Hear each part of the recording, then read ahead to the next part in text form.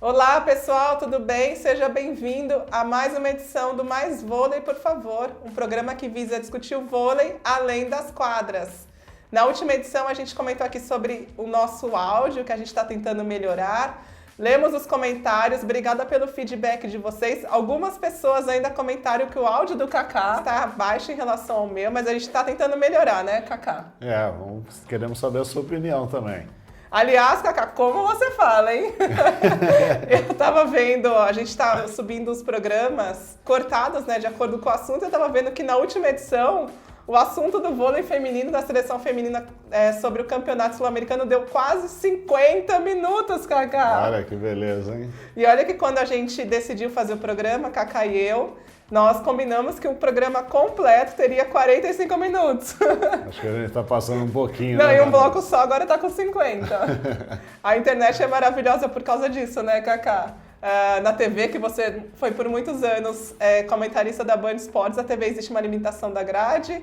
E a internet não, você pode colocar ali 2 horas de conversa, que não tem problema. Só que a gente quer saber também de vocês. A gente está chegando agora à nossa 8ª edição e a gente resolveu fazer uma pesquisa com vocês, com a nossa audiência, para entender o que vocês estão achando do Mais Vôlei, por favor.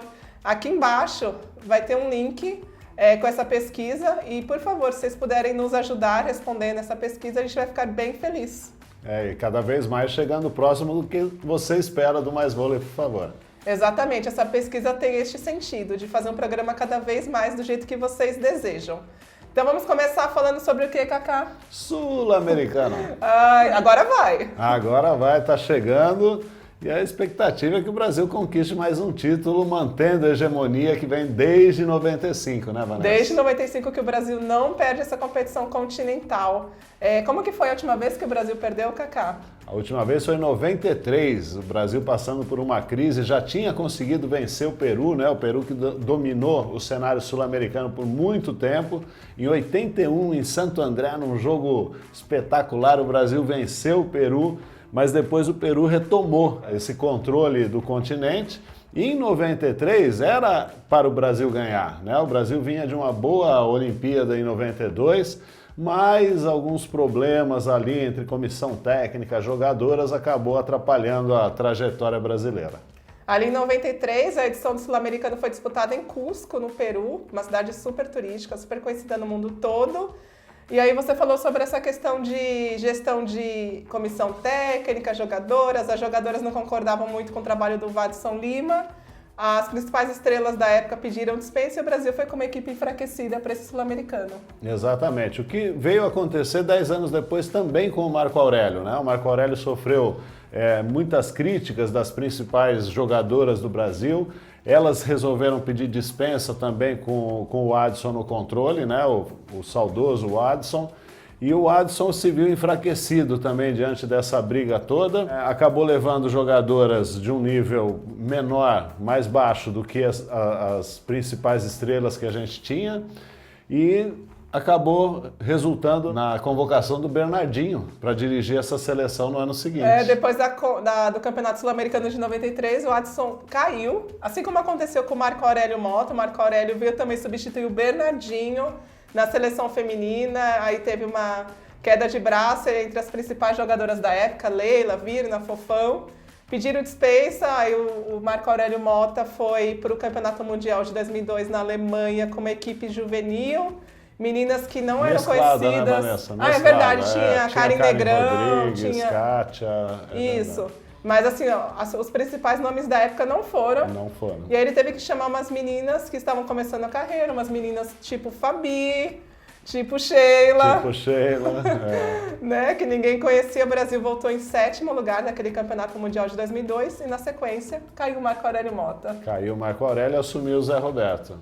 Kaká, a gente às vezes comenta que as meninas, pelo menos na Superliga, não têm a mesma união que os homens, né? Os homens, eles brigam mais, eles têm a liga ali dos atletas, mas a gente teve aí 2 episódios que as meninas da seleção se juntaram e derrubaram o técnico. Então, mas foi um momento que o voleibol brasileiro passou, Vanessa, que não tinha títulos, né? Então, o trabalho de todo técnico era questionado porque não ganhava, porque tinha que ganhar.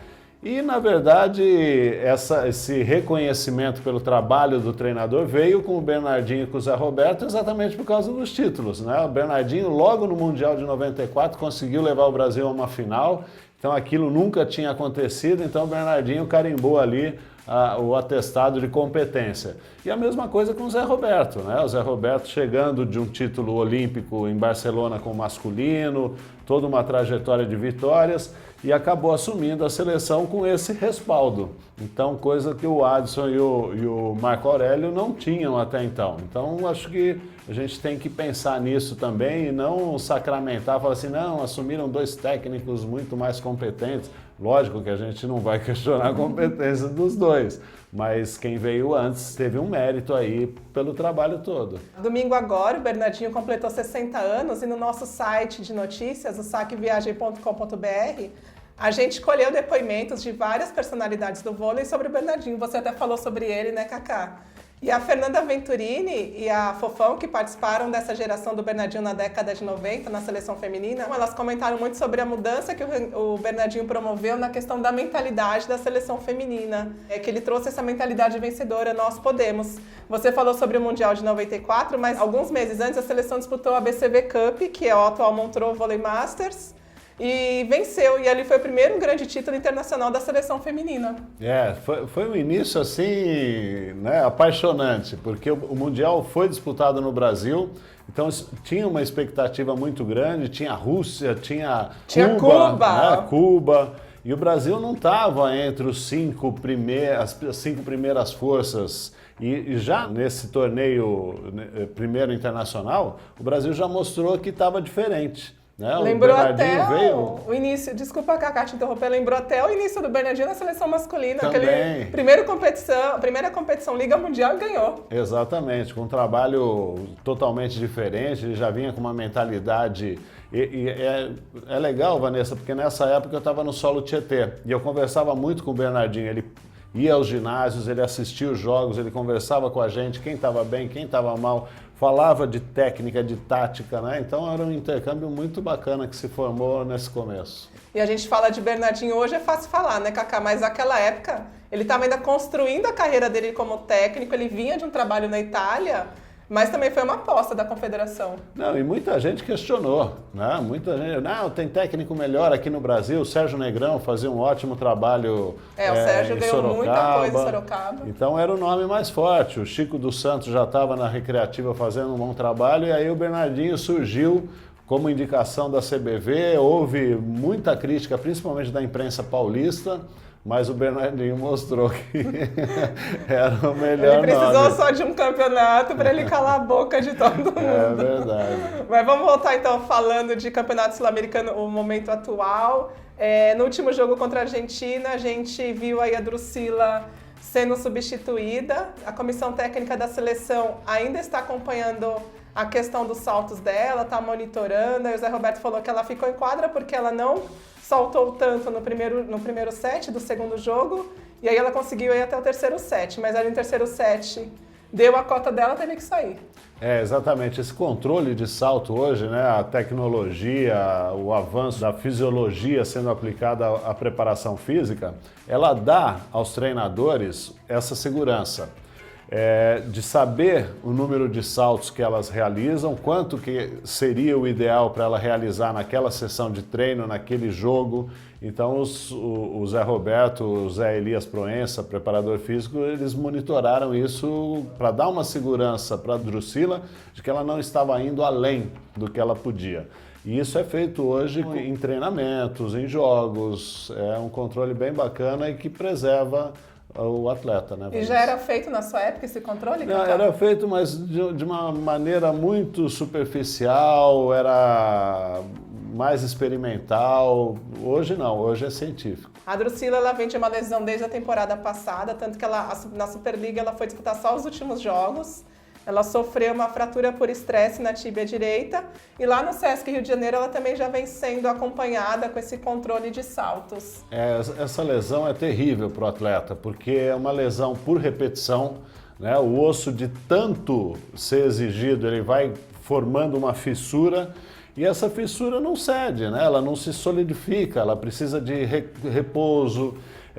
O jogador ele só volta à atividade quando ele está com ela mais ou menos solidificada, mas mesmo assim ele sente dor. Vários jogadores tiveram esse problema durante a carreira, é terrível.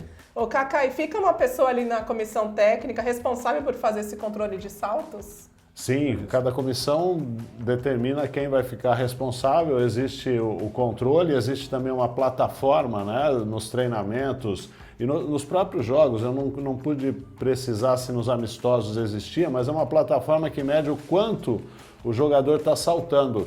Então, de acordo com o esforço, com o tempo de jogo, de treino, esse alcance de salto ele vai diminuindo.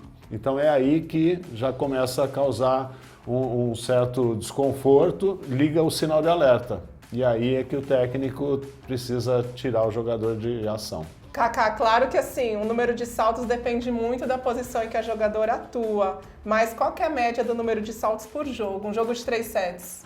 Chega a mais de 100, dependendo da posição, né? Porque você conta a levantadora, você fala assim, a levantadora não salta muito. Todos os levantamentos precisam ser preferencialmente em suspensão. Então ela está saltando, a cada 3 ações de jogo ela salta uma vez, né? Tem o bloqueio, as centrais sofrem muito por causa disso, porque o tempo todo estão tentando se deslocar, bloqueando.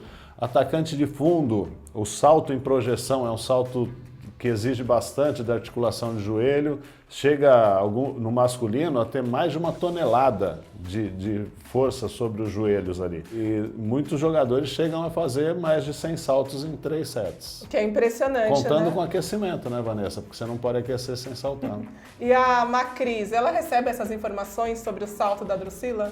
Então, depois de um certo momento, dependendo do jogo, né? Um jogo amistoso, é normal que depois da metade do set fale assim, a Drusila já saltou 50% do que deveria, segura um pouquinho para a gente poder levar ela um pouquinho mais de tempo, mas no jogo pega para capar, aí... vai saltar! Por isso que a gente sempre repete, Olimpíada, por exemplo, tem que estar 100%. Porque você não pode chegar no 20º ponto de uma semifinal e falar assim, segura fulana, porque vai saltar e vai pro máximo, né?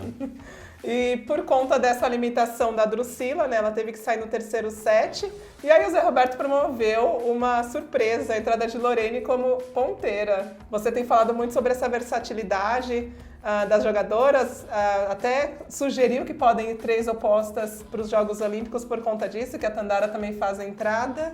E aí apareceu a Lorene também se arriscando ali na entrada. Se a gente pensar direitinho, né, Vanessa, não é a melhor opção. Porque se estão treinando a oposta para passar, é porque está faltando ponteira, né? Então esse é um problema do voleibol brasileiro que merece um programa inteiro só para falar disso. Mas o que a gente está percebendo é que o Zé Roberto está tendendo a levar 3 opostas, né? A Lorene não estava na lista, fez um ano espetacular e vai brigar ali com Sheila e Tandara por 2 vagas, teoricamente. Agora, se as 3 estiverem bem e a gente tiver 3 ponteiras que segurem a onda ali, eu acho que vão 3 opostas e quem resolver passar ali vai se sair bem, pode entrar numa hora ou outra. Para os amistosos contra a Argentina, Kaká, no segundo jogo especificamente, a Gabi Cândida, ela sentiu o ombro. Drusila, essa limitação de saltos, só sobraram Amanda e Amanda. Eu fiquei curiosa, até fui perguntar para Lorene. Lorene, você está treinando passe? É uma ideia sua, né, de jogar também na entrada? Porque o Zé Roberto ele fala muito sobre isso. Quanto mais versátil a jogadora, mais chances de ficar ali dentro do grupo da seleção. E agora, essa jogadora só vai ser versátil se ela puder fazer isso por mais tempo enquanto ela está participando das categorias de base, né? Então, por isso que a gente prega que a jogadora faça tudo por mais tempo, né? Que se evite a especialização precoce, quer fazer o quê? Você vai ser ponteira com 13 anos de idade. Pronto, acabou, não vai passar nunca mais. Você acha que a especialização tem que ser com quantos anos? Não, lá pra frente, 15, 16, com 17 ainda tem que ter oposta central passando, treinando passe.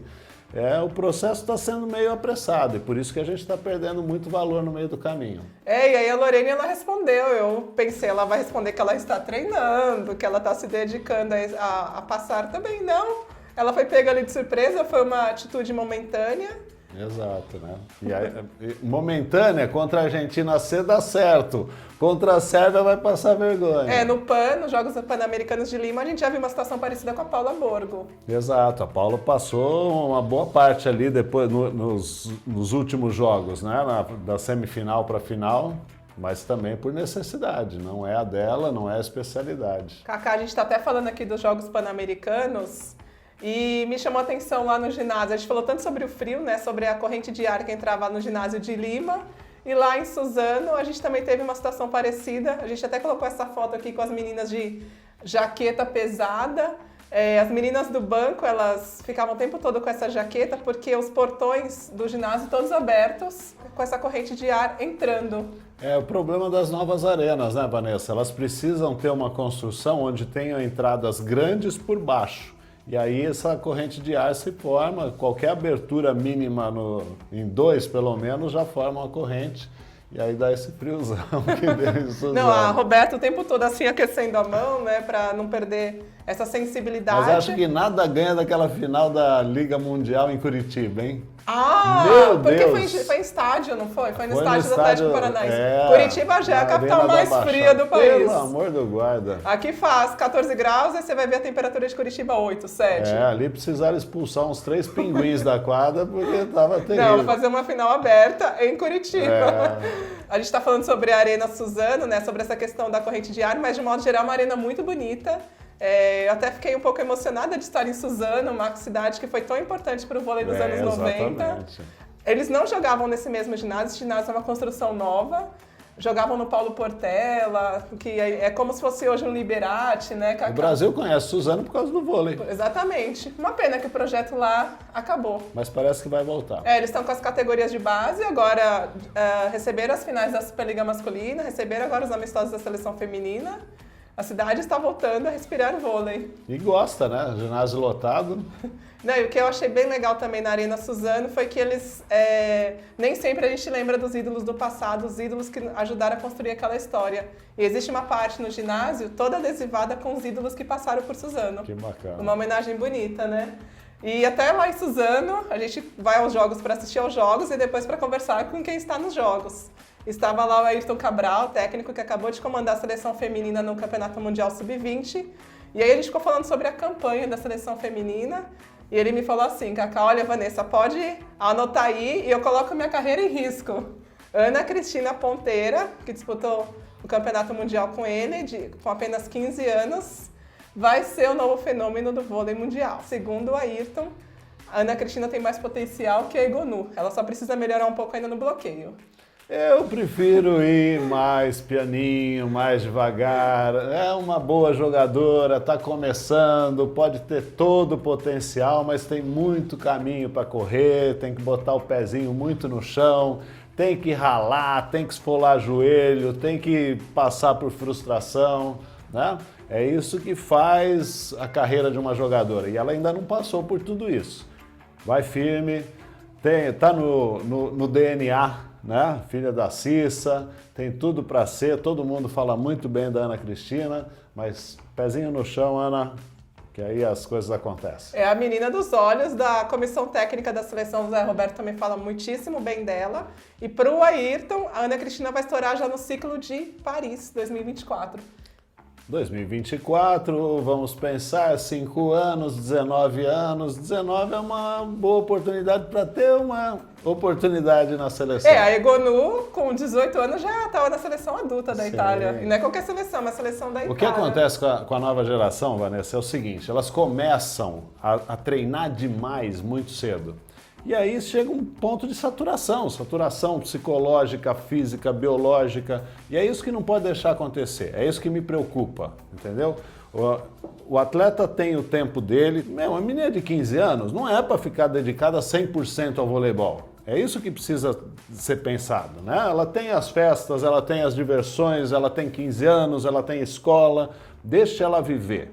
Quando ela tiver a idade para se dedicar exclusivamente, ela não vai estar com a paciência lotada de voleibol. É só isso. Que é o que a gente já até comentou aqui, né, Cacá? A gente vê acontecer muito na China. As meninas são exigidas muito novinhas e com 22, 23 anos você não ouve mais nem falar delas na seleção. Exatamente. Lembra da Rui Rui? Lembro? Então, cadê a Rui Rui? Não teve mais condição física de jogar, porque jogava tudo o tempo todo. Entrou nos Jogos Olímpicos de 2004, primeiro set do primeiro jogo, primeira bola, ela sentiu a fratura por estresse, que tinha tirado ela da temporada anterior. Nunca mais falou da Rui Rui. E a Rui Rui, na época, era considerada um fenômeno, talvez como o Zu atualmente. Exato, fenômeno. No caso da Ana Cristina, como que ela recebe uma notícia dessa, que os técnicos da seleção adulta, da seleção sub-20, colocam tanta expectativa sobre ela, a consideram um fenômeno? Então, eu acho que ela tem que entender como um potencial, né? Eu nunca esqueço uma frase que eu vi num livro que fala assim, quando você achar que você está cheio de si, bota a tua mão dentro de um balde d'água e tira. O que você significa é o que ficou de espaço lá no balde. Né? Para mim isso aí é uma lição de humildade. Então, Ana Cristina, tá todo mundo falando bem, eu não te vi jogar, eu acredito em quem está falando, mas humildade, pé no chão, devagar, vai chegar a hora de você ser tudo que você pode ser.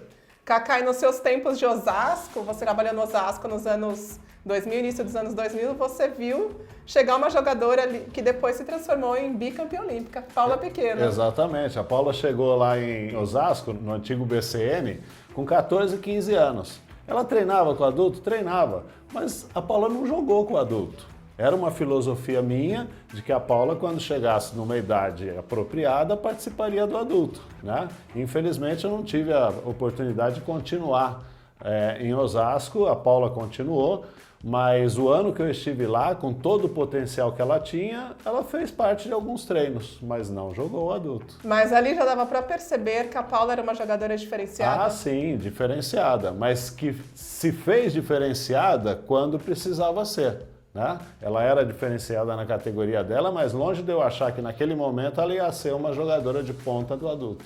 Voltando a falar então do Sul-Americano, a gente trabalha assim, aqui só para vocês entenderem, a gente discute a pauta da semana, na hora que a gente sentar aqui, né, Cacá, a gente não fala absolutamente nada da pauta. Bate-papo gostoso, que eu sei que você também curte aí, dá a sua opinião. A gente abre vários parênteses, mas vamos fechar esse parênteses da Paula Pequeno, que começou ali com o Cacá com 14 anos, lá na década de 90, meados da década de 90, e 15 anos depois, né, Cacá? Já estava estourando. Já virou bicampeã. Já era MVP em Pequim. Em Pequim, isso. Pequim, e ela... Em Londres ela não jogou muito, foi pouco aproveitada. Mas foi bicampeã. Mas foi bicampeã. É uma das poucas atletas do Brasil bicampeã olímpica. E bicampeã consecutiva, né? Tem um peso diferente. Mas, fechando parênteses, então, Cacá, vamos voltar a falar de Sul-Americano. A seleção feminina embarcou agora domingo para Lima, para disputar o Sul-Americano em Cajamarca. Por enquanto, a gente não tem informação sobre transmissão dessa competição. As TVs brasileiras não costumam transmitir quando a competição é fora, por conta de custos e, de repente, a qualidade dos jogos, né, Cacá? E o Zé Roberto ele já adiantou que Natália e Gabi não disputam essa competição. Vai preservar, as duas foram muito exigidas, a Natália voltando de uma contusão séria na panturrilha. Tá certo, né? O Brasil vai mais enfraquecido sem as duas, sem dúvida, mas vai com um time bom, um time que eu acho que diante dos adversários tem tudo para ser campeão mais uma vez. Não, e é bacana ter a ausência delas porque a gente vai ver Sheila jogando mais, vai ver Drusila jogando mais, abre espaço para outras jogadoras mostrarem que trabalham. Sim, também. A Colômbia eu acho que deve ir forte, né? Deve ir com o time principal que conquistou a medalha de prata do Pan-Americano. A Argentina a gente já teve a relação, né, Vanessa? São 6 jogadoras que eram só uma titular, só a líbero, a Valentina Gonçalves, do pré-olímpico, que disputou nos Estados Unidos. Nós vamos ter o time reserva, praticamente, da Argentina, mesclado com esse que fez os amistosos em Suzano contra a seleção brasileira. O Peru tem um desfalque sério, né? Ângela Leiva. Então, eu acho que o Brasil parte para ser o principal. Não, o Brasil é favorito absoluto. Com Natália, com Gabi, sem Natália, sem Gabi. A gente estava falando da Argentina, né, Cacá? A Argentina vai para Cajamarca com 6 jogadoras que estiveram em Suzano e com 4 jogadoras que estiveram no PAN. É uma equipe muito mesclada, nem o técnico vai o assistente técnico do Hernan, vai o Marcelo Silva para a disputa do Sul-Americano. porque eles vão preparar a equipe para a Copa do Mundo. E cada um pensando no campeonato que é mais importante. A Argentina ainda tem o pré-olímpico, né? O último para classificar para Tóquio. O Brasil pensando em recuperar jogadoras. Eu acho que quem mais vai forte é a própria Colômbia, porque também não tem um time B, né, Vanessa? Eu acho que o Rizzola vai levar o time principal e talvez seja o principal adversário brasileiro. Você acha que a Colômbia, com a lesão da Leiva, essa Argentina toda mesclada, a Colômbia vira a segunda força? É a segunda força, sem dúvida. E a Leiva, ela sofreu uma lesão. Como que é a lesão dela, Kaká? Porque Então, o Kaká que é o especialista aqui. Então, a lesão da Leiva, deixa eu só achar aqui nas minhas anotações. Ela teve uma ruptura do supraespinhoso direito. Traduz pra gente, Kaká. É um músculo das costas, né? Está inserido na omoplata, ele fica ali num segundo plano, ele não aparece. Se você colocar a mão aqui, você não vai achar o supraespinhoso, ele passa por baixo de outros músculos, mas ele tem uma importância muito grande no movimento de ataque e de saque. Então é delicado, apesar da comissão técnica da seleção peruana falar que em algumas semanas ela está de volta, não está. Eles falaram em 3 semanas. Em 3 semanas ela não está, dependendo do grau de lesão, né? Inclusive, o grau da lesão é difícil de ser detectado por exame simples, né? Ela precisa passar aí por uma ressonância, uma tomografia, para saber a gravidade e para recuperar. Porque se não recuperar bem uma lesão de supraespinhoso, o ataque e o saque vão para o espaço. E a comissão técnica peruana está bastante preocupada em recuperar bem a Leiva, porque em janeiro eles disputam o pré-olímpico continental, não é? O pré-olímpico sul-americano com a Argentina e Colômbia. Sim, e ela precisa desse tempo para estar boa para aquele campeonato. Mas é uma pena, né, Kaká? Você recebe a competição, você cedia a competição, a torcida peruana, que a gente já falou tantas vezes, apaixonada por vôlei, e não vai ter a sua principal estrela competindo em quadra. Principal estrela. Bom, então vamos aguardar. No próximo programa a gente vai falar sobre os resultados do Campeonato Sul-Americano.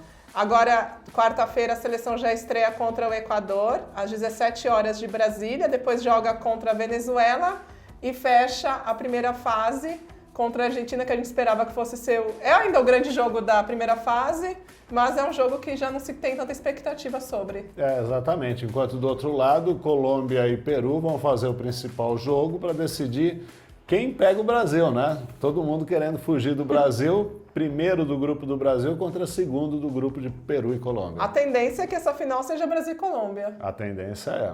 Né? E aí, então, a gente fala sobre essa competição, desenrolar dela, no próximo programa do Mais Vôlei, por favor. Mais alguma coisa, Kaká, se falar do Sul-Americano, essa competição tão incrível? Não, vamos lá. Primeiro jogo contra o Equador vai ser difícil.